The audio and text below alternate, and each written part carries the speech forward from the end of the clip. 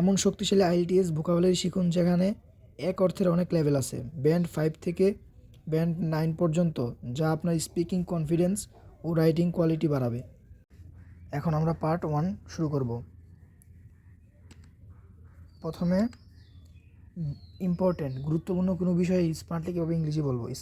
প্রথমে ব্যান্ড 5 পেতে হলে ইম্পর্টেন্ট, তারপরে নেসেসারি, তারপরে 7 পেতে হলে সিগনিফিক্যান্ট, তারপরে 8 বা 9 পেতে হলে আমাদের ক্রুশিয়াল বলতে হবে। তারপরে বিগ, বড় কোনো কিছু বোঝাতে লার্জ, মেজর, আর যদি 8 বা 9 পেতে চাই তাহলে সাবস্টেন্সিয়াল বলতে হবে আমাদের, বিগ না বলে সাবস্টেন্সিয়াল বলতে হবে। তারপরে স্মল, লিটল, মিনর।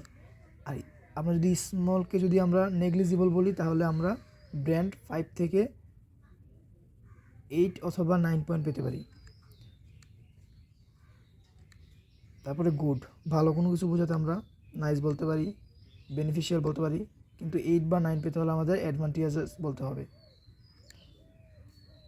তারপরে ব্যাড, খারাপ কোনো কিছু বোঝাতে পুর বলতে পারি, হার্মফুল বলতে পারি।